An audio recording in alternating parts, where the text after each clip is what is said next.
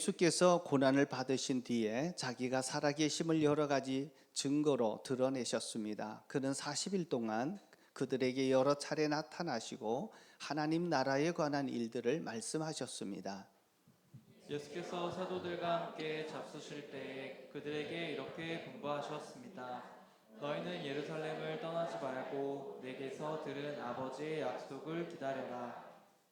요한은 물로 세례를 주었으나 너희는 여러 날이 되지 않아서 성령으로 세례를 받을 것이다. 사도들이 한자리에 모였을 때에 예수께 여쭈었다. 주님께서 이스라엘에게 나라를 되찾아 주실 때가 바로 지금입니까? 예수께서 그들에게 말씀하셨다. 때나 시기는 아버지께서 아버지의 권한으로 정하신 것이니 너희가 알 바가 아니다. 그러나 성령이 너희에게 내리시면 너희는 능력을 받고 예루살렘과 온 유대와 사마리아에서 그리고 마침내 땅 끝에까지 이르러 내 증인이 될 것이다. 그러나 이 말씀을 하신 다음에 그가 그들이 보는 앞에서 들려 올라가시니 구름이 쌓여서 보이지 않게 되었다. 예수께서 떠나가실 때 그들이 하늘을 쳐다보고 있는데 갑자기 흰 옷을 입은 두 사람이 그들 곁에 서서 갈릴리 사람들아 어찌하여 하늘을 쳐다보면서 서 있느냐? 너희를 떠나서 하늘로 올라가신 이 예수는 하늘로 올라가시는 것을 너희가 본 그대로 오실 것이다 하고 말하였다. 예, 아멘. 제가 우리 교회 막 시작할 때 목회자들 모임이 있어서 세미나에 하나 참석을 했습니다. 그때 강남에 있었던 큰 교회 한 목사님이 첫 번째 하시는 말씀이 이런 질문을 하고 시작했던 것이 기억이 납니다. 여러분, 사람이 변합니까? 안 변합니까? 사람이 변합니까? 안 변합니까? 네, 안 변합니다 라고 얘기를 하는데요. 그러면서 목사님은 절대로 안 변합니다라고 강조를 또 하시더라고요. 그때 교회를 막 시작할 때 성경 말씀에는 사람들이 다 변한다고 했는데 사람들은 다 안 변한다고 얘기합니다. 나이가 들어가면 갈수록 더 그런 것 같습니다. 어디에 근거하는 거죠? 내 경험에 근거하는 겁니다. 사람이 정말 안 변합니다. 목회하다 보면 변할 것 같았는데 보면 여전히 그 자리에 있는 것 같이 느껴질 때 참 많습니다. 다시 묻겠습니다. 사람이 변할까요? 안 변할까요? 예, 변하는 것이 하나님의 말씀이라면, 자, 오늘 변하지 않는 이 부분에 대해서 정말 오늘 제목이 근본적인 변화의 시작인데, 저와 여러분들에게 이런 근본적인 변화가 있어지기를 축복합니다. 한 분이 다이어트를 시작을 했습니다. 그래서 다이어트 하면 제일 먼저 먹는 것부터 조절을 하게 됩니다. 그래서 보니까 요즘 다이어트 잘하고 있니? 라고 이제 친구가 물었습니다. 물었더니 자기가 많이 달라졌대요. 뭐가 달라졌냐 물어보니까 자, 이렇게 얘기합니다. 예전에는 달걀 후라이를 하면 한꺼번에 다 먹었는데 요즘 반을 쪼개서 나누어서 먹고 있다라고 합니다. 다이어트하고 상관이 있나요, 없나요? 자, 먹는 양은 똑같습니다. 나눠서 먹는 것만 달라졌다는 거죠. 사람이 참 안 변합니다. 정말 잘 변할 것 같은데 안 변합니다. 자, 이번에 다른 친구가 또 다이어트 한다고 합니다. 먹는 것보다는 운동을 해야 되겠다. 그래서 이제 준비를 합니다. 자, 먼저 다이어트 그 운동을 하려고 보니까 마땅히 입을 옷이 없습니다. 그래서 먼저 가서 옷을 추리닝 한 명을 사고 운동복을 샀습니다. 그 다음 가려니까 운동화를 신어야 될 것 같아서 그 다음 날 또 운동화를 준비했습니다. 그리고 헬스클럽에 가가지고 이제 등록을 했습니다. 등록하고 집에 돌아오면서 뭐라고 하신지 아십니까? 이번 주는 쉬고 다음부터 해야 되겠다 그럽니다. 사람이 참 결심하는 것도 참 잘 안 됩니다. 성경은 사람은 변한다라고 말하는 것이 성경입니다. 그런데 실제로 우리의 삶 속에 보면 안 변합니다. 참 변하는 게 어렵습니다. 자, 여기에서 정말 변할까? 제일 큰 힘 부분이 뭐냐 하면 대부분의 사람들이 자신이 변화되기를 그토록 원합니다. 하지만 모두가 다 경험해서 알고 있듯이 자신이 변한다는 것이 너무 어렵습니다. 그래서 힘들다, 자신이 변하는 것이 힘들다는 것이 뼈저리게 느껴지고 있어서 이제 경험이 쌓이면 쌓일수록, 나이가 들면 들수록 사람들은 안 변한다가 아니라 절대로 안 변한다 앞에 강조가 하나 더 붙고 있는 것 같습니다. 자, 문제는 하나님에게도 열심이 있고 믿음이 있고 열심으로 신앙생활을 하는데도 안 변하는 것입니다. 정말 이 변화는, 이 문제가 진정한 변화, 근본적인 변화가 일어날까요? 자신뿐만 아니라 다른 사람을 변화시키는 것 더 어렵지 않나 하는 생각도 해봅니다. 제일 힘든 사람이 가족입니다. 특별히 함께 살고 있는 부부일 수 있습니다. 정말 변하지 않아서 이제는 사랑하는 사람이 왼수가 되고 절대로 한 번에 이제는 포기하면서 살아가는 우리 부부들이 얼마나 많은지 모르겠습니다. 친구나 지인들도 보면 평소 때는 즐겁게 지내는데요. 자, 우리는 이제 영혼 구원하려고 애를 쓰잖아요. 그래서 우리 성도님들 보면 교회 한번 오자, 예수 한번 영접했으면 좋겠다라고 전하는데 그렇게 단칼에 거절해 버립니다. 그렇게 거절을 당할 때 마음이 힘들어집니다. 내가 그거밖에 안 됐나? 다른 때는 다 좋아하지만 신앙생활 한번 해보자고, 예수님 한번 교회 한번 가자고 얘기하면 그렇게 단칼에 거절하는 것 보면 내가 이거밖에 안 됐나? 그동안 내가 뭐 했지? 하는 생각을 하게 되는 것 같습니다. 저는 오늘부터 사도행전을 강의 시작을 합니다. 사도행전을 결정하면서 사도행전을 다시 한번 묵상하면서 사도행전이 보니까 변화의 책이더라고요. 정말 근본적인 변화가 이루어지는 책이 사도행전입니다.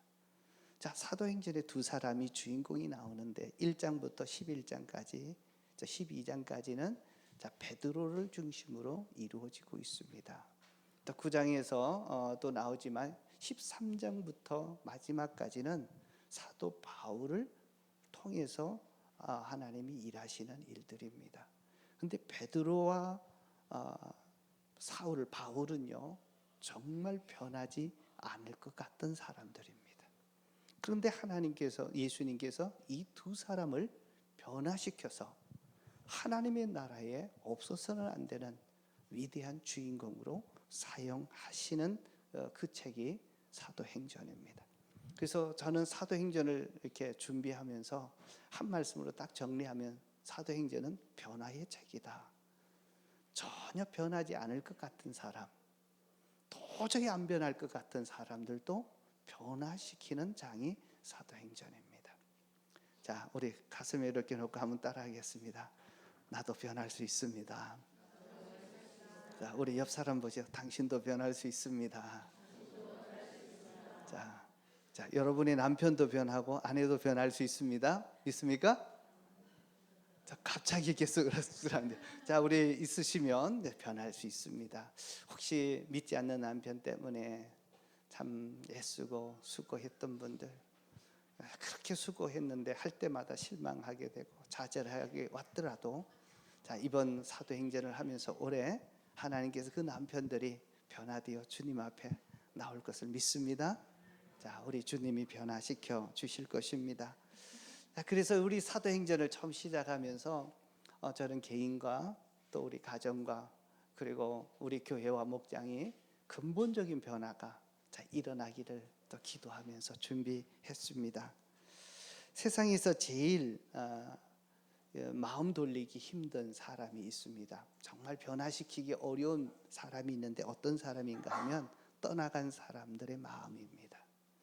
이미 나에게 실망을 하거나 내게 엄청난 상처를 주고 떠나갔던 사람들을 다시 되돌린다는 것은 정말 힘들고 어려운 일들입니다. 자, 오늘 1장에서는요 특별히 그 한 사람에게 집중합니다. 베드로입니다. 베드로는 예수님에게 대해서 변심을 하고 실망을 하고 그리고 배신을 하고 떠났던 제자입니다.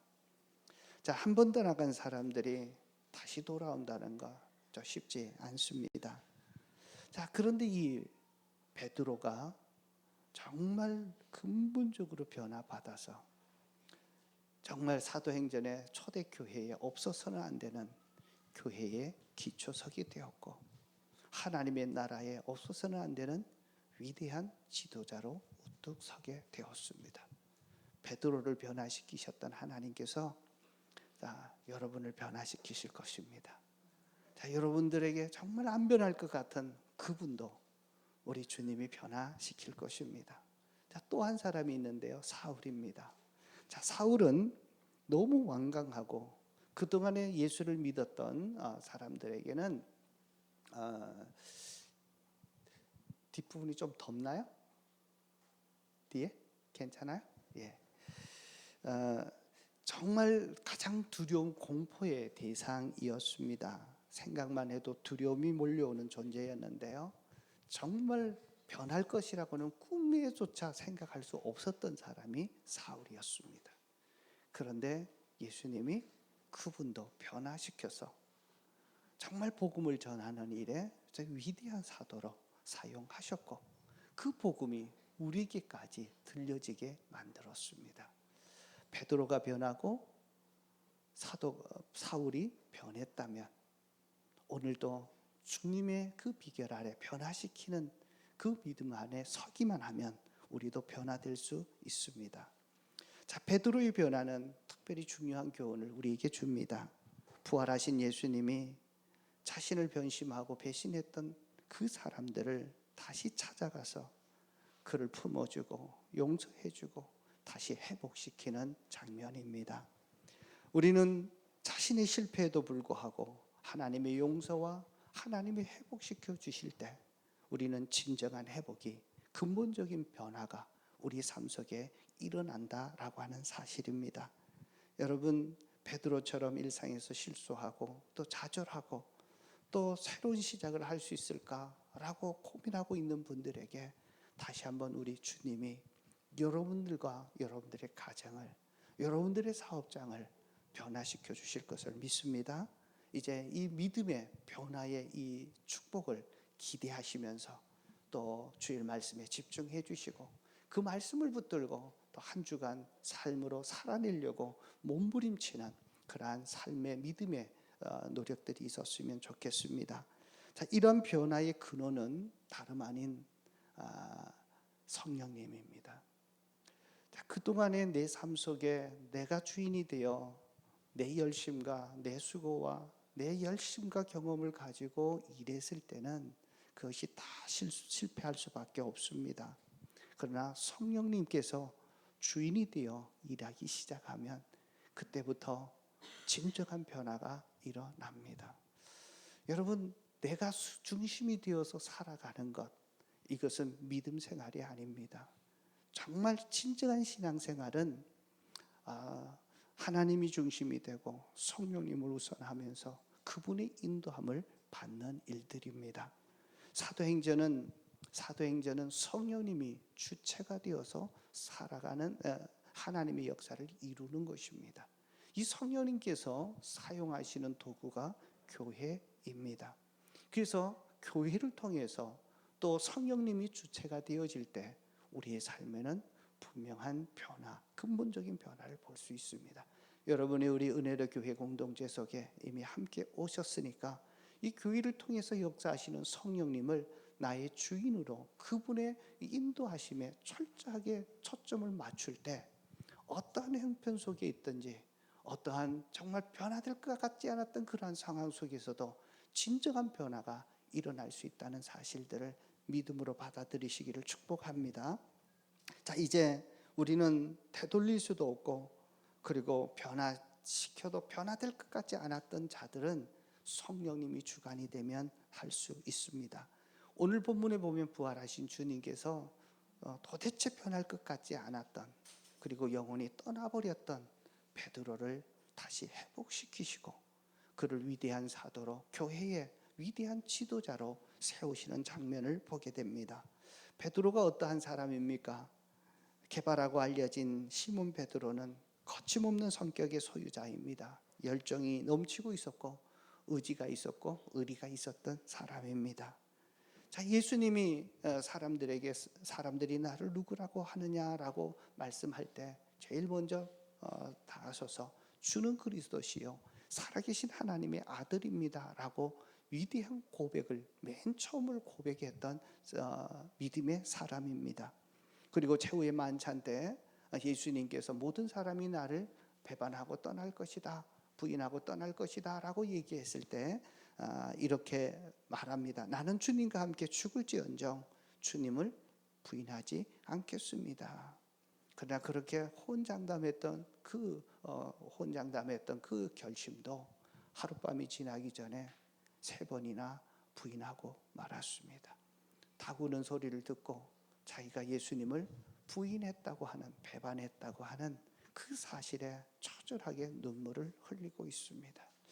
이때 눈물이 어떻게 보면 회개의 눈물일까? 그 뒤에 보면 계속해서 부활하신 주님이 2번이나 찾아오셨음에도 불구하고 그는 자기 자리에 서지 못합니다. 변화되지 않는 모습을 갖고 있습니다. 그것이 뭘까?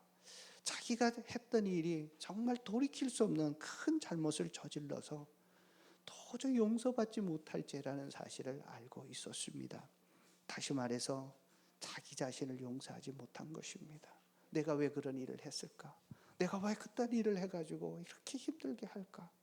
주님이 찾아오셨고 부활하신 주님이 2번이나 찾아오셨음에도 불구하고 그는 주님을 기쁘게 맞이하지 못했습니다.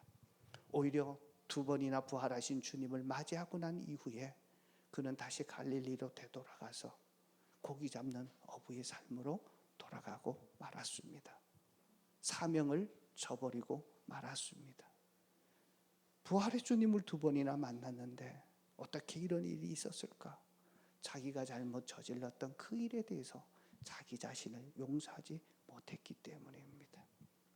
자, 2번이나 찾아갔는데도 사명의 자리에서 멀어지고 있는 그 모습을 볼 때 예수님은 또 한 번의 배신감을 느꼈을 것입니다.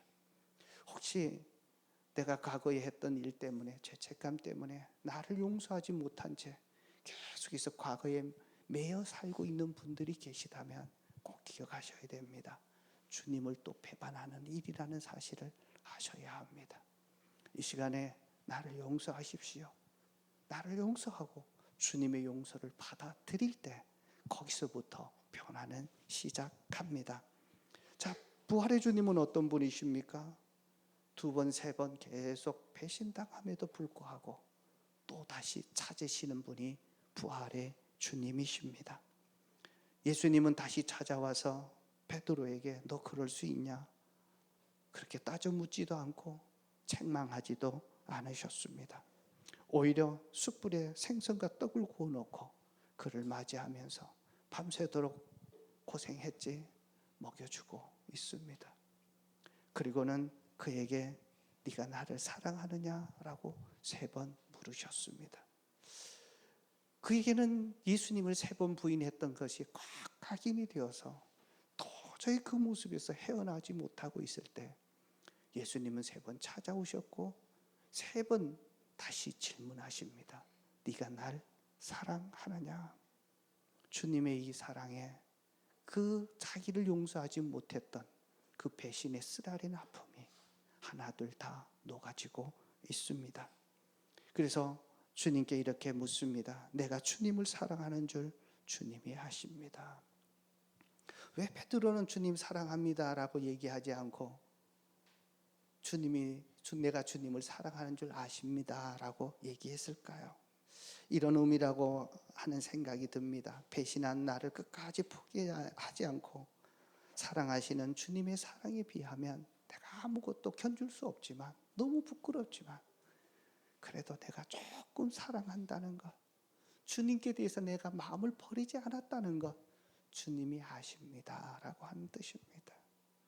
여러분, 내 안에 그래도 주님을 조금이라도 사랑하고 있다면, 그래도 믿음대로 한번 살아봐야지라고 하는 작은 결심 하나 있다면 주님은 그것 보시고 계속해서 나를 찾아오십니다. 오늘도 겉모습은 배신하는 것처럼 보여져도 주님은 속마음을 아시기에, 나의 작은 마음이 있기에 주님을 사랑하고자 하는 그 마음이 내 안에 있는 것을 보시고 주님은 포기하지 않고 나를 찾아오시는 부활의 주님은 사랑의 주님이십니다. 이 주님을 오늘 만나시기를 주의 이름으로 축복합니다. 내 노력으로 변하지 않습니다. 내 결심으로 변하지 않습니다. 나를 찾아오시는 그 주님이 나를 얼마나 사랑하는지 그것이 느껴졌을 때, 주님의 사랑이 내 마음속에 담겨졌을 때 내 삶의 새로운 변화가 시작되어집니다. 예수님은 배신한 자의 자책과 후회 속에서 방황하는 베드로를 버리지 않았습니다. 돌이킬 수 없는 못난 자신의 모습 속에서 좌절하고 절망에 빠져 있는 그 베드로를 향해 주님은 오늘도 찾아오셨습니다. 베드로와 같이 오늘도 방황하고 정말 눌려 있는 자들에게 주님은 끝까지 포기하지 아니하시고 다시 찾아오시는 그분이 우리가 믿고 있는 살아계신 부활의 주님이십니다. 오늘 그 주님이 오늘 이 자리에도 함께 하셨습니다. 나는 거부하고 그분의 이름을 계속해서 배반하고 거절함에도 불구하고 계속해서 찾아오시는 그 예수님을 다시 믿음으로 받아들이시기를 축복합니다. 베드로는 주님의 그 사랑 앞에 사랑한다고 작은 고백을 드렸습니다. 그때 예수님께서는 베드로에게 내 양을 먹이라, 내 양을 치라, 내 양을 먹이라고 하는 하나님의 목양의 사명을 맡겨주셨습니다. 오늘 사도행전은 이런 변화의 역사가 있는 책입니다. 자, 사도행전은요, 성령님께서 주도가 되어서 교회를 통해서 일하십니다. 자, 그러면 사도행전의 가장 핵심이 뭘까? 제가 이번 사도행전을 다시 준비하면서 사도행전의 핵심 주제는 자, 이것입니다. 3절을 한번 보겠습니다. 3절 한번 좀 보시죠. 자, 다 같이 한번 읽겠습니다. 예수께서 고난을 받으신 뒤에 자기가 살아계심을 여러 가지로 증거 드러내셨습니다. 그는 40일 동안 그들에게 여러 차례 나타나시고 하나님 나라에 관한 일들을 말씀. 자, 여기 보면 우리를 변화시키기 위해서 베드로를 계속해서 40일 동안 찾아오셔서 만나게 해주시는데 부활의 주님이심을 보여주셨고, 그래서 부활의 주님, 내가 믿는 그 주님은 죽은 예수님이 아니라 살아계신 그리고 부활의 주님이라는 사실을 믿게 하십니다. 그리고 뭐에 대해서 말씀하십니까? 하나님의 나라에 관해서 얘기하십니다. 이 하나님의 나라, 이것이 사도행전의 핵심 주제입니다. 사도행전은 하나님의 나라로 시작을 해서 변화될 것 같지 않았던 그 제자들에게 하나님의 나라를 설명해 주시고 말씀해 주심으로 그들을 회복시켜 나갑니다. 사도행전 28장 31절 마지막 절에는 뭐라고 설명을 하나 하면 이렇게 합니다. 다 같이 한번 읽겠습니다. 그는 아무런 방해도 받지 않고 아주 담대하게 하나님의 나라를 전하고 주 예수 그리스도에 관한 일들을 가르쳤다. 자, 뭐에 대해서 가르쳤어요? 하나님의 나라입니다. 이 하나님의 나라, 이것이 사도행전이 바라보고 있는, 이루고자 하는 하나님의 나라입니다. 하나님의 나라는요, 하나님께서 이 세상을 창조하시고 최초의 인간이었던 아담과 하와를 통해서 이루시기를 원하셨던 거대한 꿈이 하나님의 나라였습니다. 하나님이 만드신 세상에 믿는 자들로 가득 차기를 원하시고 또 믿는 자들을 통해서 하나님의 자신의 모습들이 반영되어지고, 그리고 믿는 자들을 통해서 하나님께서 이 땅에 세우시기를 원하셨던 하나님이 통치하시는 왕이신 그 나라를 세우시기를 원하는데 아담과 하와를 통해서 그 나라를 세우기를 원했습니다. 그래서 하나님의 의와 하나님의 평화가 전달되어지고, 그리고 하나님께서 주셨던 그 창조적인 목적들이 다 이루어지면서 하나님이 통치하시는 가장 아름답고 선한 나라를 세우기를 원하셨던 것이 바로 하나님의 나라였습니다.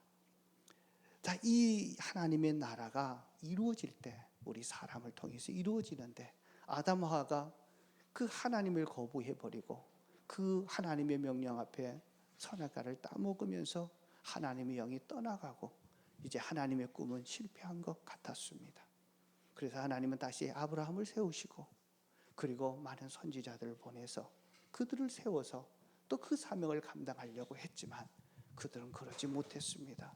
하나님 대신 우상을 섬기고 결심 배신하게 되어서 결국 망하고 없었습니다. 자, 하나님께서는 구약의 예언을 해주시고 예수님을 이 땅에 보내주셔서 하나님이 어떤 분인지 그분의 완벽한 형상을 통해서 하나님을 알게 해주시고 하나님의 구원의 역사를 이루어 주셨습니다. 그리고 세상을 떠나시 부활하시고 승천하신 다음에 이제 성령님을 보내셔서 그 성령님을 통해 이제 교회를 통해 이 세상이 하나님의 나라로 바꾸어 가기를 원했습니다. 그 하나님의 나라는 어떤 나라이냐 하면 요한계시록 21장에 보면 이렇게 표현합니다. 왕이신 하나님이 믿는 우리들과 함께 하십니다. 그리고 그 하나님은 우리 사람들의 눈물을 닦아 주십니다. 다시는 죽음이 없고 슬픔이 없고 억울하게 울부짖는 것이 필요 없는 세상을 만드시기를 원하십니다. 고통과 아픔이 없는 그런 세상. 그래서 하나님과 그리고 모든 백성들이 영원히 함께 사는 그 아름다운 나라, 선한 나라, 하나님의 나라를 만드십니다. 여러분, 지금 이 시대에 하나님의 나라를 만드시기를 원하십니다.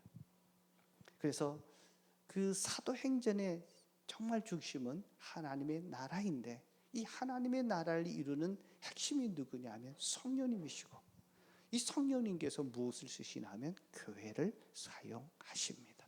그래서 교회가 세상을 변화시키고 하나님의 창조적인 목적을 이루는 일에 쓰임받는 가장 중요한 툴이 된 겁니다. 그래서 교회를 통해서 가정을 회복하고 깨지고 망가졌던 세상을 다시 한번 회복하는 일에 교회를 사용하시는 것입니다. 자, 그래서 예수님께서 이런 하나님의 나라를 전하시고 그 다음에 한 가지 약속하십니다. 4절 5절입니다. 한번 보겠습니다. 4절 5절. 자, 다 같이 읽겠습니다. 예수께서 사도들과 함께 잡수실 때에 그들에게 이렇게 분부하셨다. 너희는 예루살렘을 떠나지 말고 내게서 들은 아버지의 약속을 기다려라. 요한은 물로 세례를 주었으나 너희는 여러 날이 되지 않아서 성령으로 세례를 받을 것이다. 주님이 떠나가시기 전에 한 가지 약속하십니다. 내가 아버지께서 약속하신 성령을 너희에게 보내주실 것이다 라고 얘기합니다. 여러 날이 못 되어서 성령을 받게 될 것이다. 예수님은 베드로가 부활의 주님을 몇 번이나 체험했지만 또 위대한 신앙 고백을 했지만 자신의 한계에서 벗어나지 못한 이유를 누구보다도 잘 알고 있었습니다. 예수님은 지혜와 총명의 영이요 모략과 재능의 영이요 지식과 여호와를 경외하는 영이신 성령님 없이는 베드로의 근본적인 변화는 있을 수 없다는 사실을 잘 알고 있었습니다. 그래서 자신이 이 세상에 오셔서 공생애를 시작할 때 성령님의 이끌리어서 성령의 인도함을 받으면서 하나님께서 자기에게 맡기셨던 모든 구원의 사역을 완성하셨던 것처럼 성령님의 역사하심의 인도하심을 받게 되어질 때 진정한 변화가 있을 것이라는 사실을 아셨습니다. 변화될 수 없었던 베드로, 주님 앞에서 충성을 몇 번이나 고백했지만 늘 부도스포만을 남발했던 베드로, 그러나 성령님이 임하시면 근본적인 변화가 일어날 것을 알았습니다. 우리를 변화시키는 것은 내가 아니라 성령님이 주인 되어질 때 이루어진다는 사실을 아셔야 합니다. 여러분, 내가 주인 되면 나타나는 것이 있습니다. 내가 주인 될 때 이런 현상은 반드시 자연적으로 결과적으로 나타납니다. 첫 번째가 실망입니다. 열심히 했는데 내가 힘대로 되지 않으니까 실망합니다. 두 번째는요, 짜증이 납니다. 세 번째는 분노가 일어납니다. 자, 열심히 주를 섬기다가도 사역을 열심히 전도하다가도 내대로 안 되면 실망합니다. 그리고 사람에 대해서 짜증을 냅니다. 그리고 내 안에 분노가 있습니다. 자, 그 분노를 일으킬 때, 짜증을 일으킬 때 보십시오. 아, 내가 문제구나 생각하지 않고요, 상대방에게 다 책임을 전가합니다. 자, 더 큰 문제는 내 안에 내면의 문제가 있다는 것을 보셔야 합니다. 실망하고 짜증내고 분노하고 있는 그 마음이 문제인 것입니다. 왜요? 내가 주인 되었을 때 나타나는 자연스러운 현상이기 때문에 그렇습니다. 이제 성령님을 내 삶의 주인으로 다시 한번 앉혀드리기를 축복합니다. 그분의 인도함을 받게 되면 진정한 변화가 일어납니다. 여러분, 이번 한 주간 사시면서 혹시 짜증을 내셨습니까? 혹시 실망하셨습니까? 혹시 누군가에 대해서 분노하셨습니까? 그러면 빨리 주인을 바꾸셔야 합니다. 성령님을 나의 주인으로 인정하고 그분의 인도함을 받게 되면 변화될 것 같지 않았던 베드로를 변화시키셨던 하나님의 그 능력이, 성령님의 그 역사가 내 삶 속에서 나타나게 될 것입니다. 오순절 날 성령님이 임하게 되자 베드로는 완전히 다른 사람으로 변화받게 됩니다. 배신자였던 그가 말씀 한마디 전하기 시작하니까 예수님의 살아계심을 증거하니 3,000명이 돌아오는 어마어마한 일들이 일어났습니다. 한 번도 나면서 걸어보지 못했던 안진병이에게 나사렛 예수 그리스도의 이름으로 명하노니 걸으라 라고 예수 이름으로 명령했을 때 그가 그 자리에서 벌떡 일어나서 걷게 되는 기적의 역사가 일어났습니다.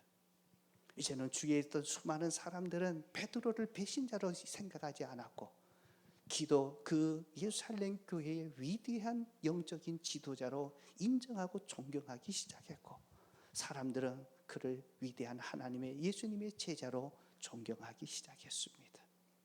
성령을 받기 이전하고 이후와 완전히 달라진 것입니다. 여러분, 성령님이 지금도 우리 삶 가운데 역사하십니다. 믿으십니까? 그래서 성령님이 없는 교회는 교회가 아닙니다. 성령님을 인정하지 않는 사람은 크리스천이 아닙니다. 왜요? 성령님은 이 시대에 하나님의 뜻과 예수님의 일들을 가장 우리의 삶 속에 실제적으로 함께 일하시는 분이기 때문에 그렇습니다. 성령님을 인정할 수 있기를 주의 이름으로 축복합니다. 자, 그러면 성령님이 하시는 일 두 가지가 있는데요, 성령님이 오시면 이 두 가지를 하십니다. 자, 1장 8절입니다. 한번 읽겠습니다. 우리가 너무 잘 알고 있는 구절입니다. 다 같이 읽겠습니다. 그러나 성령이 너희에게 내리시면 너희는 능력을 받고 예루살렘과 온 유대와 사마리아와 그리고 마침내 땅끝까지 이르러 내 증인이 될 것이다. 자, 성령님은 두 가지 일을 하는데 첫 번째는 뭐 하십니까?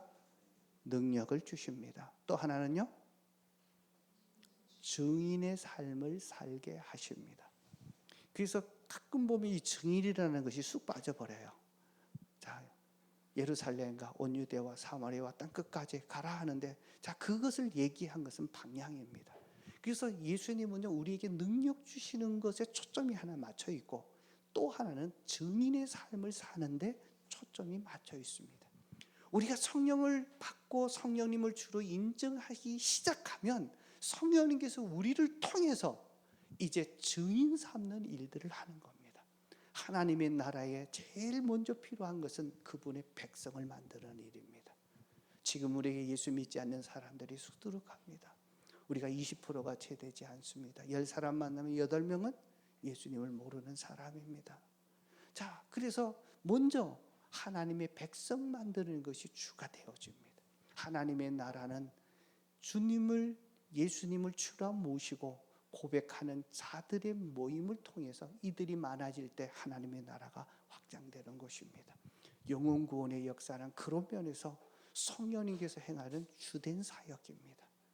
그래서 증인의 삶을 살게 되는 일입니다. 여러분, 자, 증인의 삶을 살게 하기 위해서 먼저 한 일이 뭐냐 하면 권능을 주시는 일들입니다. 자, 베드로가 자절한 일이 무엇입니까? 자기 힘으로, 자기 열심으로, 자기 경험으로 하려다가 실패한 것입니다. 자기의 열정을 가지고 자기의 몸부림으로 하게 되면 제자의 삶은 절대로 살 수 없습니다. 자, 우리는 베드로처럼 내가 주인 되었던, 내가 열심으로 내 방법으로 살려고 했던 것, 결국 그것이 탈진할 수밖에 없고 자기의 잘못에 삽에서 실망하고 좌절하면서 결국은 벗어나오지 못하는 삶을 살게 되기 때문에 그렇습니다. 그러나 성령이 오시면 우리에게 능력을 주시고 우리에게 새로운 변화를 일으켜내시고 내가 할 수 없었던 그 일들을 성령님이 행하십니다. 우리의 이 인간의 한계를 뛰어넘어서 내가 할 수 없던 그 일들을, 사람이 할 수 없었던 세상을 뛰어넘는, 세상이 감당할 수 없는 일을 할 수 있는 것은 성령님이 주체가 되어질 때 되어집니다. 사랑하는 성도 여러분, 내 삶의 진정한 변화를 원하십니까? 오늘 이 시간 성령님이 내 인생의 주인 되도록, 그분이 내 인생을 이끌어 가도록 그분을 다시 한번 조정하시기를 축복합니다. 그럴 때 베드로를 통해서 놀라운 역사가 일어납니다. 성령님이 하시게 되면 놀라운 기적의 역사들이 일어납니다. 저는 우리 목자 목녀님들이 또 목장에 모일 때마다 여러분들이 이제는 성령님을 의지하고 아픈 자들 놓고 손 얹고 한번 기도해 보십시오. 우리 성도들 아픈 이들이 참 많이 있습니다. 안타깝습니다. 그러나 하나님이 고쳐주십니다. 의사가 고치는 부분도 있지만 결국 하나님이 치료해 주십니다. 우리의 기도 속에 응답해 주십니다. 그래서 우리 그 단톡방에 보면 아이들이 열이 날 때 막 기도가 올라옵니다. 함께 기도하고 나면 떨어졌다고 또 들어옵니다. 우리 서호가 장염이 걸려가지고 올라와서 기도했는데 또 회복되고 있었습니다. 오늘 교회 잘 나왔습니다. 하나님께서 기도할 때마다 일어납니다. 특별히 모일 때마다 정말 아픈 자들을 위해서 여러분 같이 힘을 합해서 기도해 보십시오. 하나님이 역사하십니다. 세상이 감당할 수 없던 암병도 하나님이 치료하시면 고쳐집니다. 죽은 자를 살리셨던 부활의 능력은 우리의 현장 속에서 경험할 수 있습니다. 그래서 먼저 능력이 임하기를 위해서 기도해야 합니다. 기도할 때 능력이 임합니다. 자, 여러분, 이번 한 주간 정말 7월부터 우리 후반기에 정말 성령님을 주로 모시는 것은 성령님이 내 가운데 충만히 임하도록, 성령 체험하도록 여러분들이 기도하셔야 합니다. 그럴 때 능력을 부어주십니다. 그래서 기도를 통해서 나타납니다. 요즘 제가 계속해서 보여지는 부분들은 참 경건의 기초가 너무 이렇게 흔들리는 것 같아요. 상공부 때는 열심히 하는 것 같아도 다 끝나고 나면 자, 언제 돌아갔는지 쏙 돌아가고 기도하는 것도 안 되고요. 말씀 읽는 것도 안 되고. 자, 이 부분에 다시 한번 말씀과 기도와 감사로 재무장해야 됩니다. 그래서 7월 달에 다시 한번 영적인 기초를 다시 한번 기본을 탄탄하게 하는 것인데 그 중심 중에 하나는 기도입니다. 기도할 때 성령님께서 우리에게 주십니다. 너희가 몇 날이 못 돼요. 내가 주신 성령을 주시겠다 약속하시니까 그때 모였던 120명의 성도들이 함께 기도하기 시작합니다. 열심히 기도할 때 성령이 오순절날 임하게 되었고 그때 교회가 출발하게 되었고 그 교회를 통해서 하나님의 능력이 얼마나 막강한지를 보여지게 되었습니다. 여러분, 이번 한 주간 좀 기도하십시다. 아직까지 기도가 제대로 안 되고 있는 분들이 있다면 15분을 먼저 정하십시오. 그리고 시간을 정하고 그 다음에 장소를 정하십시오. 그 시간에 15분 한번 기도해 보는 것입니다. 자, 우리 목자 목녀님들은 매일 기도가 안 되면 정말 내 아무리 열심히 해도 목장에 하나님의 열매 없습니다. 그래서 기도하는 일에 집중하는데 30분은 최소 하셔야 됩니다. 아직 이것이 안 되고 있다면 30분을 정하시고 정말 5일, 일주일에 5일 이상 정말 이렇게 기도하는 것에 집중해 보십시오. 또 기도할 때 장소가 참 중요합니다. 저는 우리 성도들이 일주일에 한 3번 이상 교회 나와서 기도했으면 좋겠다 하는 마음이 있습니다. 혹시 너무 멀리 있어서 교회 나오기가 힘들면 다니엘이 했던 것처럼 교회가 있는 쪽으로 방향을 맞춰서 한번 기도해 보십시오. 자, 그 시간에 정말 정해진 시간에 기도하면서 하나님이 하셔야 합니다. 그래서 주님이 성전에 찾아가셔서 내 집은 만민이 기도하는 집이다. 만민을 위해서 기도하는 집이다. 잃어버린 영혼을 위해서 기도하고 세상을 위해서 기도하는 집이 되어야 합니다. 우리 교회가 하나님 앞에 쓰임 받고 성령님께서 이 가운데 임하시는 그렇게 쓰임 받는 교회가 되려면 우리 교회가 기도하는 교회가 되어야 됩니다. 여러분 몸이 아프고 힘들 때 한번 아픈 몸 가지고 끌고 와서 한번 기도해 보십시오. 기도하는 순간에 하나님께서 치료해 주시고 내 문제를 해결해 주시는 것을 보게 될 것입니다. 성령의 능력 받기를 원하십니까? 옆 사람에게 얘기합시다. 기도하시면 됩니다. 기도 시간을 정하시고 그래서 기도하십시오. 될 수 있다면 교회 3일 나오셔서 한번 기도해 보십시오. 자, 두 번째입니다. 성령이 주시는 일인데요. 성령을 주시는 이유가 있다면 증인되라고 주시는 겁니다. 그래서 증인되는 일인데 성령님이 하시는 일에는 반드시 방향이 있습니다. 최고의 목표는요. 자, 믿지 않는 자들을 다시 한번 증거해서 그들이 하나님의 백성 되는 데서부터 시작이 되어집니다. 자, 그러면 이렇게 하기 위해서 자, 진도를 주셨는데요. 절차를 주셨는데 처음에는 예루살렘과 온 유대와 사마리아와 땅 끝까지 이르라고 하는 절차를 주십니다. 자, 예루살렘은요. 쉽게 얘기하면 가장 가까운 사람입니다. 우리와 함께 살고 있는 자, 우리로 다시 한번 적용을 하면 가족이라고 보시면 됩니다. 여러분들 가족 중에 아직까지 예수 믿지 않는 사람들이 있다면 그분을 놓고 기도하시고 그분들에게 대해서 증거하는 겁니다. 여러분이 받은 은혜를 가지고 그 사랑으로 우리 가족들을 더 섬겨주시고 또 그분에게 예수님이 필요함을 알려주시고 내가 받은 은혜를 간증해 보십시오. 잘 섬겨주십시오. 어떻게 보면 가족들이 가장 힘들 수 있습니다. 너무 잘 알기 때문에. 그러나 내가 정말 말씀대로 우리 서정자매처럼 참 몸부림치고 남편에게 끝까지 또 하고 나를 양보하고 그럴 때 변해갔네 그 마음에 감동이 돼서 열려질 겁니다. 머지않아 우리 남편도 돌아올 줄로 믿습니다. 네, 분명히 돌아올 겁니다. 가족들 믿지 않는 가족들을 여러분이 기도하고 하나님께서 그 마음을 터치해 달라고 기도하시고 여러분 사랑으로 섬기는 일입니다. 두 번째는요 유다입니다.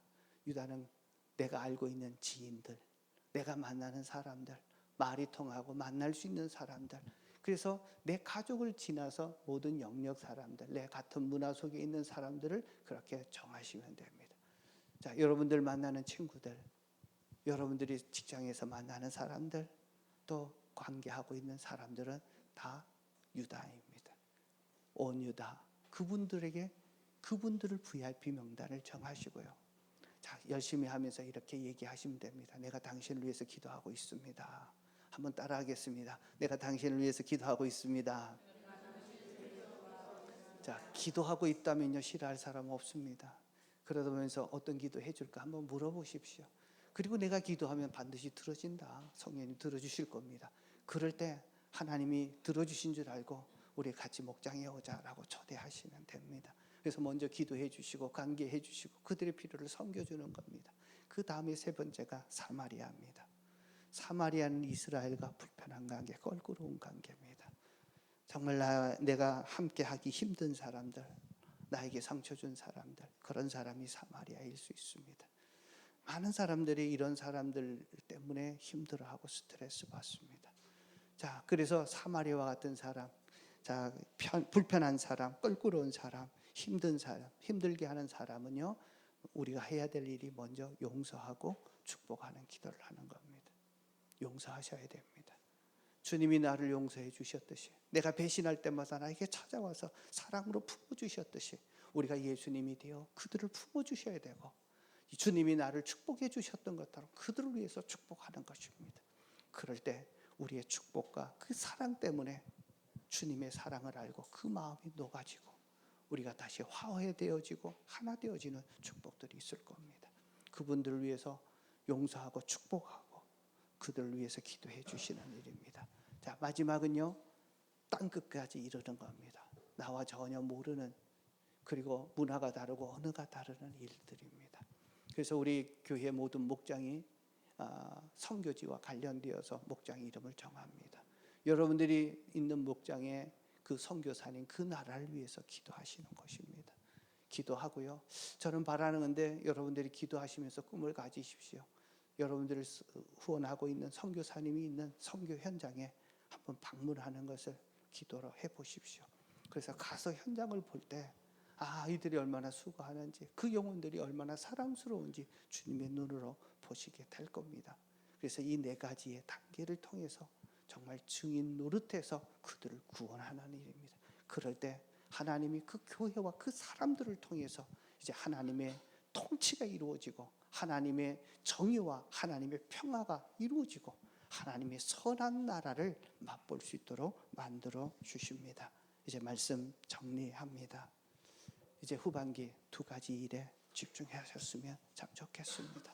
하나는 기도하면서 성령님이 능력이 내게 부어지도록, 성령 충만해서 성령님이 내 삶의 주인 되어지도록 하는 그 기도에 집중하시면 좋겠습니다. 또 하나는 증인의 삶을 사는 것입니다.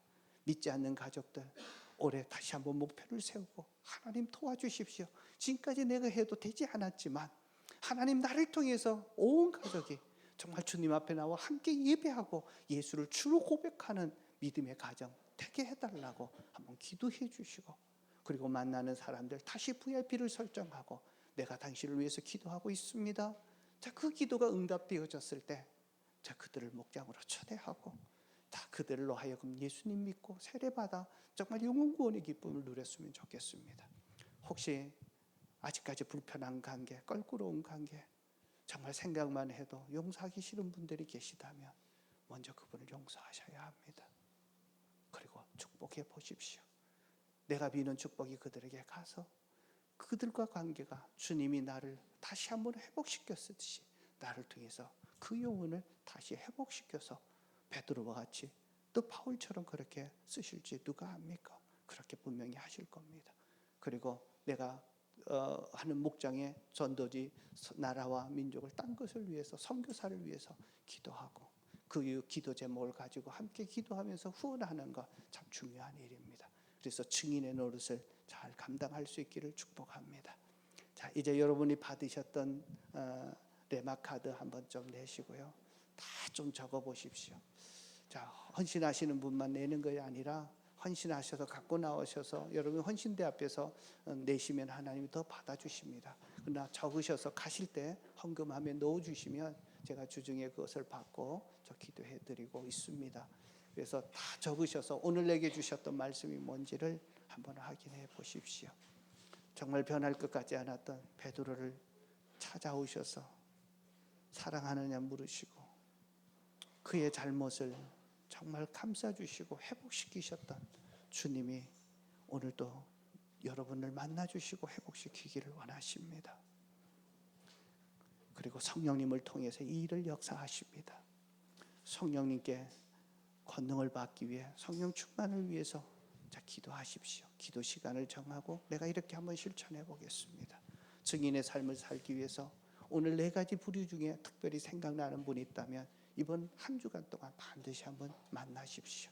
내가 기도하고 있습니다. 말 한마디 증거하는 것으로도 가능합니다. 그럴 때 성령님께서 역사하실 것입니다. 다 적으셨다면 자, 우리 한번 기도하도록 하겠습니다.